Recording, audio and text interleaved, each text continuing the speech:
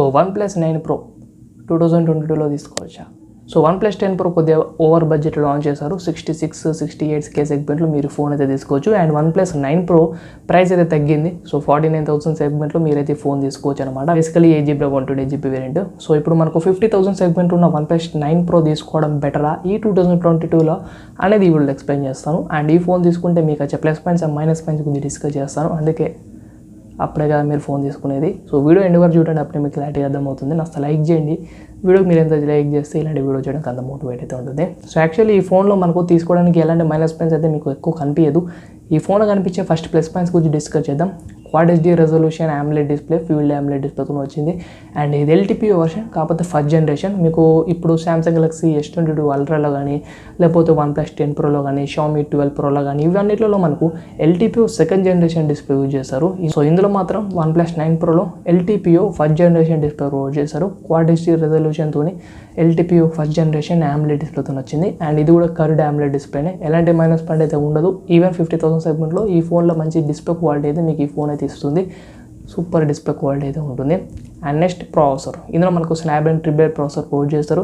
ఎక్కువ మందికి వచ్చే డౌట్ ఇదే, ఎందుకంటే OnePlus 10 Pro Snapdragon 8 Gen 1 processor use చేస్తారు. అండ్ అదే 50,000 సెగ్మెంట్ ఉంటే మీకు కొన్ని స్మార్ట్ ఫోన్స్ అయితే దొరుకుతాయి, లైక్ Vivo X80, లేకపోతే Moto Edge 30 Pro అలాంటి స్మార్ట్ ఫోన్స్ అయితే దొరుకుతాయి. అవి కూడా స్నాప్డ్రాగన్ 8 Gen 1 ప్రాసెసర్తో ఇంకా కొంచెం తక్కువకి అయితే రావచ్చు. అండ్ MediaTek Dimensity 9000 ప్రాసెసర్తో మంచి పర్ఫార్మెన్స్ చేసే ప్రాసెసర్తో నా ప్రైస్ సెగ్మెంట్ అయితే ఉండొచ్చు. స్టిల్ స్నాప్డ్రాగన్ 8 ప్రాసెసర్ అనేది మంచి పర్ఫార్మెన్స్ చేసే ప్రాసెసర్. మీ అందరూ తెలుసు BGMI మనకు 90 FPS సపోర్ట్ చేస్తుంది, 60 FPS కాన్స్టెంట్ గేమ్ ప్లే ఉంటుంది. సో BGMI టెస్ట్లో చెక్ చేయండి యూట్యూబ్లో, ఇంకా స్టిల్ చాలామంది యూజ్ చేస్తారు. ఈ ఫోన్ మనకు స్ట్రీమింగ్ కూడా చాలా పర్ఫెక్ట్గా యూజ్ అయితే అవుతుంది, ఎందుకంటే USB 3.1 స్టోరేజ్తో వస్తుంది. మీరు ఎల్గాటో పెట్టుకుని డైరెక్ట్లీ స్ట్రీమింగ్ చేసుకోవచ్చు. క్వాడ్ HD రెజల్యూషన్ డిస్ప్లే ఉంది కాబట్టి ఆ స్మూత్నెస్ అనేది నెక్స్ట్ లెవెల్ అయితే ఉంటుంది. 120Hz రిఫ్రెష్ రేట్, మంచి ప్రాసెసర్ ఉంటే సో గేమింగ్కి ఎక్సలెంట్ అనమాట. అది కూడా OnePlus కంపెనీ ఉంది కాబట్టి డెఫినెట్లీ మంచి చాయిస్. సో యాక్చువల్లీ ఈ ఫోన్ వచ్చేసి మనకు క్వాడ్ కెమెరా సెటప్తో వచ్చింది. Primary 48 MP and 50 MP ultra wide camera use చేశారు. 190 degrees వైడింగ్ షాట్ తీసుకోవచ్చు. 8 MP టెలిఫోటో లెన్స్, అండ్ ఇది ఎక్కువ మనకు జూమింగ్ కెపాసిటీలో యూజ్ అవుతుంది. అండ్ 2 MP మోడో లెన్స్, ఇది మైక్రోలా యూజ్ అవుతుంది. సో టోటల్గా క్వాడ్ కెమెరా సెటప్తో మనం 4K కాదు 8K వీడియోస్ తీసుకోవచ్చు. 8K 24 FPS and 4K 120 FPSలో videos అయితే తీసుకోవచ్చు. అండ్ ఈ కెమెరాస్ని డెవలప్ చేసింది Hasselblad 2.0 కాదు, ఫస్ట్ జనరేషన్ Hasselblad. మనకు 10 Proలో మాత్రమే Hasselblad 2.0 యూజ్ చేస్తారు. ఇందులో కెమెరా క్లారిటీ ఎక్సలెంట్ అయితే ఉంటుంది. సో 8K వీడియోస్ అయితే తీసుకోవచ్చు. నైట్ మోడ్స్లో అన్నిట్లలో చాలా ఇంప్రూవ్మెంట్ చేస్తారు.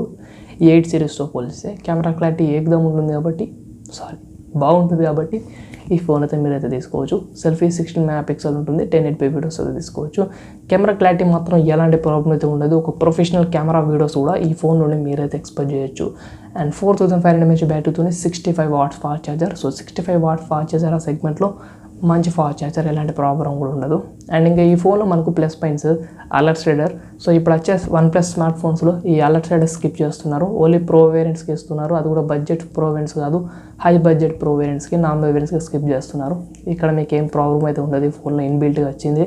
అండ్ ఇందులో 3.5 ఫోన్ జాక్ ఉండదు, స్టీరియో స్పీకర్స్ డాల్బీ సపోర్ట్ చేస్తుంది, in display finger print scanner ఉంటుంది, NFC కూడా సపోర్ట్ చేస్తుంది. సో OnePlus 9 Pro తీసుకోవడానికి ఇవన్నీ ప్లస్ పాయింట్స్ అనమాట. అండ్ మైనస్ పాయింట్స్ వచ్చేసి 10 Pro రిలీజ్ అయింది కాబట్టి 9 సిరీస్ మీద మీకు ఎక్కువ ఇంట్రెస్ట్ రాకపోవచ్చు, ఇదే మైనస్ పాయింట్ యాక్చువల్లీ.